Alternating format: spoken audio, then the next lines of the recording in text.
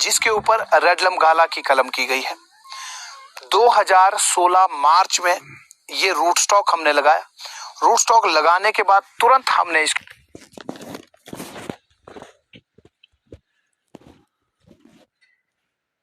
ऊपर ग्राफ्ट भी किया 2-3 दिन के अंदर। और ये पौधा आप देख रहे हैं वेल एस्टेब्लिश्ड कैनोपी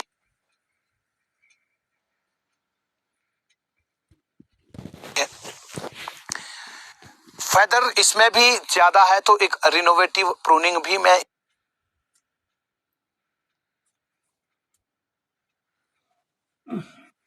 इसमें तो क्या नाम का इसके ऊपर आज करने वाला हूं।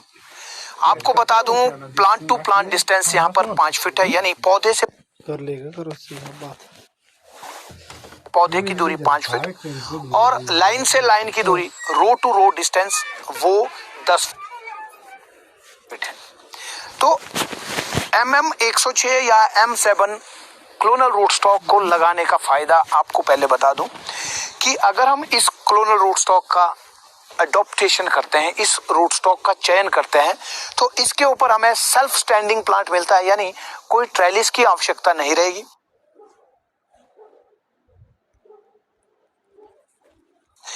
आप देख भी रहे हैं यहाँ कोई ट्रेलिस सिस्टम नहीं है। हाँ, नेटिंग स्ट्रक्चर जरूर है, वो आपको अगर दिखेगा, इसमें पोल वायर्स दिखेंगी तो वो नेटिंग स्ट्रक्चर है और दुनिया का सबसे सस्ता नेटिंग स्ट्रक्चर है।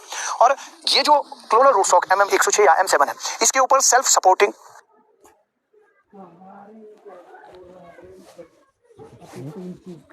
प्लांट तैयार होता है और थोड़ा बड़ी कैनोपी भी ये बनाता है। तो इससे क्या होगा, डेंसिटी ऑर्चर्ड के अंदर कम होगी। बगीचे के अंदर डेंसिटी कम करने का मकसद क्या है? मकसद है प्लांटेशन कम करने का। प्लांटेशन कम करते हैं तो हमारा जो इनिशियल प्रोजेक्ट कॉस्ट है वो कम होता है, हमारा जो खर्चा है बगीचे को तैयार करने का वो कम होता है। आप अगर देखेंगे बाहर के देशों में भी इस चीज के ऊपर रिसर्च होना शुरू हो चुकी है कि डेंसिटी को कम कैसे किया जाए। तो अपने यहाँ पर क्योंकि सारी चीजें 100 साल बाद हो रही है, यहाँ पर लोग डेंसिटी बढ़ाने के ऊपर काम कर रहे हैं कि किस तरह से हम जो है एक बीघे के अंदर 2000 प्लांट लगाए, 3000 प्लांट लगाए। बाहर के देशों में इस चीज के ऊपर काम शुरू हो चुका है कि डेंसिटी को कम करें और प्रोडक्टिविटी को बनाए रखें, इसके ऊपर काम जारी है। तो इसके लिए ये वाला जो क्लोनल रूट स्टॉक है ये बहुत ही अच्छा और बहुत ही उम्दा एक्सपीरियंस आपको देने वाला है। ये जो क्लोनल रूट स्टॉक है क्योंकि सेल्फ सपोर्टिंग है और सेल्फ सपोर्टिव ये जो है लगभग 5-6 साल के बाद होता है। एक बार एस्टैब्लिश हो जाए तो उसके बाद ये सेल्फ सपोर्टिव होता है। इनिशियल स्टेज शुरुआती 3-4 सालों में आपको इसको सपोर्ट देने की आवश्यकता रहती है, इसीलिए आप देख रहे होंगे इसको भी हमने एक सपोर्ट दिया है और ये टेम्परेरी सपोर्ट है, लाइफ टाइम सपोर्ट इसको देने की आवश्यकता नहीं रहेगी और जल्दी ही 1 या 2 साल के अंदर हम इसकी सपोर्ट को निकालने वाले हैं और ये अपने आप स्टैंड करेगा। इसमें क्या होगा और कि इसकी कैनोपी जो है थोड़ी बड़ी बनेगी। बड़ी बनने का मतलब है कि ज्यादा फ्रूटी से हमको मिलेंगे, लेकिन इसमें भी सन पेनिट्रेशन सही होना चाहिए, एयर सर्कुलेशन सही होना चाहिए, तभी आपको प्रोडक्टिविटी और क्वालिटी दोनों एक ही बार में एक ही समय में मिलेगी। तो आइए इसकी प्रूनिंग करते हैं, कैसे प्रून करते हैं वो हम देखते हैं। यहाँ भी मेरा मकसद जो है मेरा यहाँ पर भी वही रहेगा जो मैंने आपको पहली वीडियो में बताया कि जो ब्रांचेस है, ब्रांचेस के ऊपर के स्पर्श को शॉर्ट करना, छोटा करना, ज्यादा झाड़ी वो ना बनाए इसलिए, और इसके साथ साथ सर्विस एरिया को डिस्टर्ब ना करें इसलिए शॉर्ट करना, इसको मैं शॉर्ट भी करूंगा। तो ये आप जैसे देख रहे हैं यहाँ से भी उस प्लांट की ब्रांच आ रही है, यहाँ से इसकी ब्रांच आ रही है, दोनों आपस में मिल रहे हैं। इट मींस ये दिक्कत क्रिएट करने वाला है कुछ टाइम में, तो मैं इसको कट शॉर्ट करूंगा और उसको भी मैं कट शॉर्ट करूंगा। ये भी जो है डिस्टर्बेंस क्रिएट ना करें, इसके लिए मुझे इसको भी काटना होगा। तो ये भी मैं ऐसे काट रहा हूँ, ऐसे, तो इसको भी शॉर्ट करने की जरूरत है। तो अब इस बार मैं यहाँ पर सारी ब्रांचेस को शॉर्ट करने वाला हूँ। बीमे आप देखेंगे बहुत मजबूत बीमे है, बहुत बढ़िया बीमे है, बहुत ही हेल्दी स्पर्श हैं, एक एक बीमा बहुत हेल्दी है और इतना हेल्दी बीमे होना अगले साल की फसल की गारंटी है। अगले साल आप फसल हमसे ले लीजिए, ये पौधा जैसे चीख चीख करके बता रहा हो कि भाई आप टेंशन मत लो, अगले साल आपको माल मिल जाएगा, अगले सीजन में आपको जो है खूब माल हम देने वाले हैं, ये जैसे पौधा चीख चीख करके कह रहा हो। यहाँ पर मुझे जो दिख रहा है, या 3 ब्रांचेस है, तो इधर भी है, इसके ऊपर जो है धूप कम आ रही है, इसलिए इसको मैं शॉर्ट कर रहा हूँ। इसको मैंने निकाल दिया है क्योंकि ये इसके साथ रगड़ खा रही थी, तो इसको मैंने शॉर्ट कर दिया। अब इसके साथ कोई रगड़ नहीं खाएगी, ये दोनों अलग अलग ग्रो करेंगी ब्रांचेस। इसको बढ़िया धूप मिलेगी, इसको भी अच्छे से धूप मिलेगी। और आगे फिर वही मैं करने वाला हूं कि बीमों को शॉर्ट करने का काम ऐसे, और ब्रांचेस जो हैं वो आगे किसी दूसरी शाखा को डिस्टर्ब ना करे, वो मैं यहाँ पर करने वाला हूँ। और साथ ही साथ जैसे मैंने पहले कहा कि इसमें भी आपको ब्रांचेस जो है वो ज़्यादा नज़दीक नहीं रखनी है। इसमें और M9 में फर्क क्या हो गया, M9 की जो ब्रांचेस की लेंथ थी आपने देखा होगा, उनकी लेंथ 2.5 से 2.25 फीट थी। इसकी लेंथ आप देखेंगे तो ये लगभग 4 से 4.5 फीट है। इसका मतलब पौधे की कैनोपी बड़ी है और इसकी जो प्रोडक्टिविटी है, इसकी जो कैपेसिटी है, इसकी जो पावर है फ्रूट देने की, वो ज़्यादा रहेगी, क्योंकि कैनोपी का साइज ही बड़ा है। उसमें 2.5 फीट की ब्रांचेस थी तो 2.5 फीट एक तरफ, 2.5 फीट एक तरफ, 5 फीट की, और इसमें हम जो है 4-4 फीट की ब्रांचेस दे रहे हैं। तो ये जो है आपको MM106 आपको इस तरह से बहुत ही अच्छी कैनोपी और प्रोडक्टिविटी और क्वालिटी में M9 से थोड़ा कम, लेकिन जितना उससे कम ये क्वालिटी या प्रोडक्टिविटी में है उतना ये खर्चा भी आपका बचाता है। आपको ये जो अब आप जैसे इस बगीचे को देख रहे हैं, इस बगीचे में कुल मिलाकर के यहाँ पर 450 प्लांट है। तो अगर M9 होता तो लगभग 900 प्लांट इसमें होते, तो मुझे खर्चा कितना करना पड़ता एक प्लांट के ऊपर। अगर M9 की बात करें तो 1300 से 1400 रुपए लगभग कॉस्ट आती है एक प्लांट की, और ये कॉस्ट केवल फर्स्ट ईयर की होती है। पहली साल की कॉस्ट है M9 की ऑर्चर्ड में पर प्लांट की 1200 से लेकर के 1400 तक पहली साल में, और उसके बाद रनिंग कॉस्ट भी 3 साल तक आपको निकालनी होती है, और फिर वापसी वो कितना देगा वो अलग बात है। तो जो छोटे फार्मर्स हैं, जो मीडियोकर फार्मर्स हैं, उनके लिए खास करके जो M7 और MM106 ये दोनों क्लोनल रूट स्टॉक जो है उनके लिए वरदान सिद्ध हो सकता है। मैं ये कहूँगा कि जो मेरे जैसे जो मीडियोकर फार्मर्स हैं वो M7 और MM106 इन 2 क्लोनल रूट स्टॉक्स का ही चयन करें तो ज़्यादा अच्छा रहेगा, फायदे में आप रहने वाले हैं। तो इसका जो है आपको इसके ऊपर जो है आपको जाना चाहिए, ना कि ऐसी होड़ में आप जाएं कि आप प्लांटेशन बढ़ा रहे हैं, नंबर ऑफ प्लांट्स आप पर बीघा बढ़ा रहे हैं, वो आपको खर्चा बहुत ज़्यादा उसमें आपको बहुत ज़्यादा खर्चा लगने वाला है, वो आपको महंगा पड़ने वाला है। इस बात का आपको ध्यान रखने की आवश्यकता है। तो फिर मैं वही कहूँगा कि मेरा इसमें मकसद नीचे वाली ब्रांच से ऊपर वाली ब्रांच छोटी, ये भी हमको ध्यान रखना है। इस तरह से हमको जो है प्लांट की प्रूनिंग करनी है। तो अभी इससे हो नहीं रहा है, अब मैं करता हूँ थोड़ा सा जो ना इसको फॉरवर्ड करेंगे हम, है ना, बस शूट कर ही लेना पर।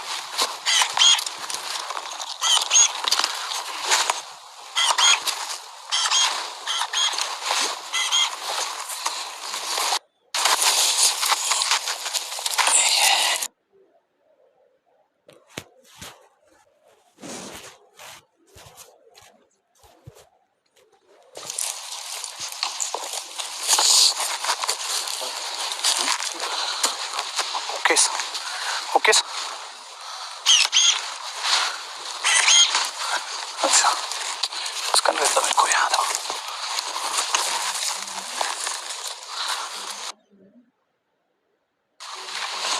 कल में मार दी मैंने यार, हाँ इस तरह से ना,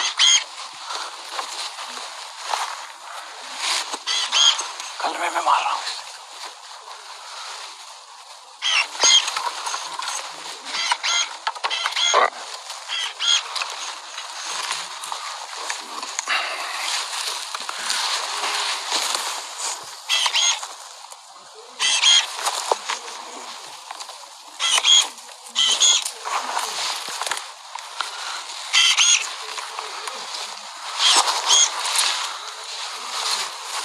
इतनी वो करने की है हमको यहाँ जरूरत इतनी है?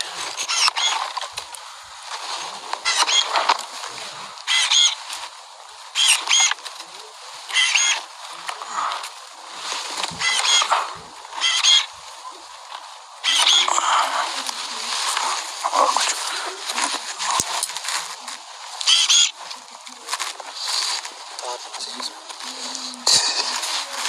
तारे हो सकते भाई, तारे हो सकती है भाई।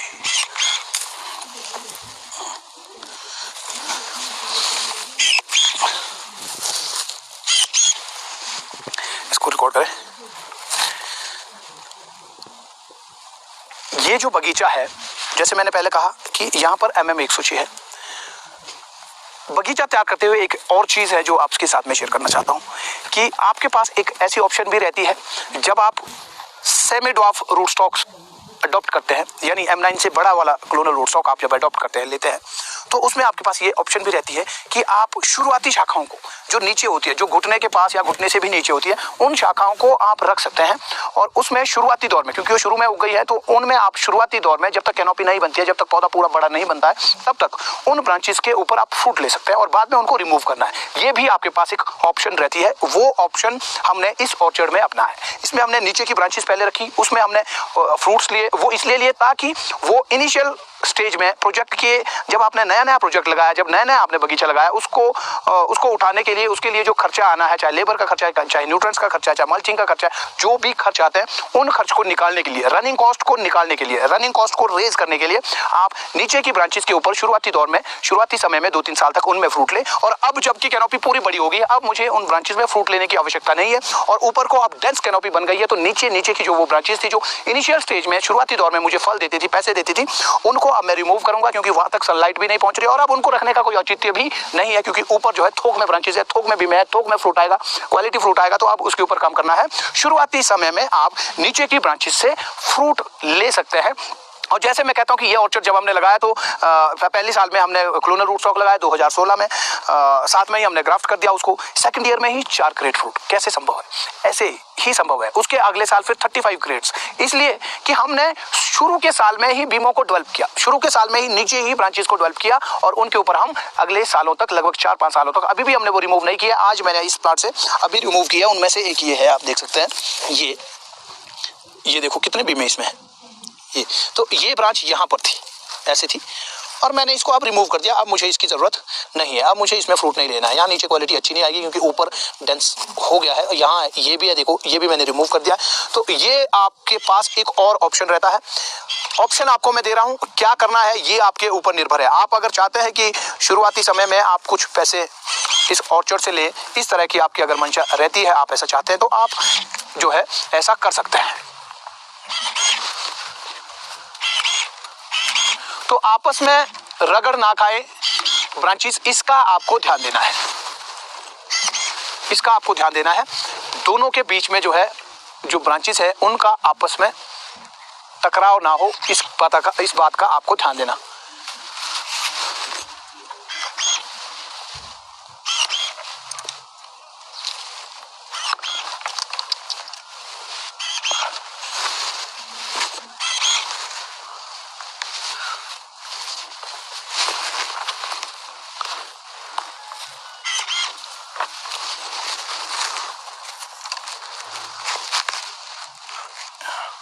इस तरफ से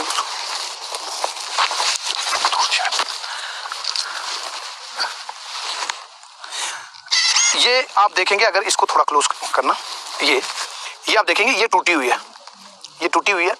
तो इसकी लेंथ लंबी थी। मैं उठाता हूँ जिसको मैंने यहाँ से काटा था, यही है क्या? हाँ यही है। इसमें ये थी इतनी, ये ऐसी थी, और ये यहाँ से टूटी हुई है पीछे से। तो मैंने इसको रिमूव नहीं किया है, मैंने इसकी लेंथ घटा दी। अब इसमें खाली एक बीमा यहाँ रखा है, हालांकि अभी वीक है, लेकिन कोई दिक्कत नहीं है। जितना ये टूटा हुआ है, इसका मतलब आधी जगह से इसमें न्यूट्रिएंट्स आएंगे, आधी यहाँ से टूट गई है। एक तरफ की स्किन जुड़ी हुई है, इट मीन्स 50% स्किन इसमें जुड़ी है या 40% जुड़ी हुई है। इसी 40% स्किन में से मिनरल्स आएंगे और एक बीमे को भरने के लिए काफ़ी है, और 1-2 साल के अंदर, 1 साल के अंदर ही ये भर भी जाएगा। तो ये भी आप जो है इस बात का भी आपको ध्यान देने की आवश्यकता होती है जब आप प्रूनिंग करते हैं। बड़े पेड़ में भी, रॉयल में भी, अगर आपको इस तरह की कई परिस्थितियां देखने को मिलती है प्लांट के अंदर, तो आप ऐसा ही करें वहां भी।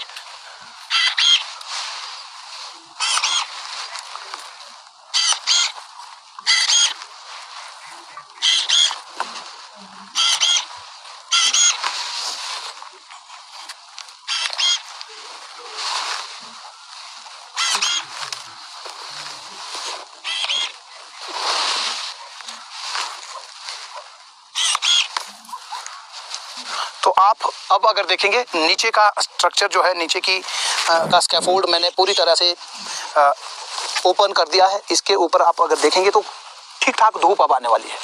बहुत अच्छे से मैंने इसको अब ओपन कर दिया है, और अब इसके ऊपरी भाग को, कैनोपी का जो ऊपरी भाग है, इसको मैं ठीक करने की कोशिश करता हूँ। नीचे वाले स्कैफोल्ड हमने एकदम ओके कर दी है। अब मैं ऊपर टॉप पे पहुंच चुका हूं और यहाँ पर भी मेरा मकसद सिर्फ वही रहेगा कि नीचे की ब्रांचेस का जितना फैलाव है, नीचे की स्कैफोल्ड का जितना फैलाव है उससे कम फैलाव टॉप की ब्रांचेस का होना चाहिए। इसलिए उनकी लेंथ को शॉर्ट करने का मेरा पहला प्लान रहेगा ऐसे। और कहीं अगर डेंसिटी है तो उनको मैं रिमूव भी कर दे रहा हूँ साथ साथ में ही, आप जैसे देख रहे हैं।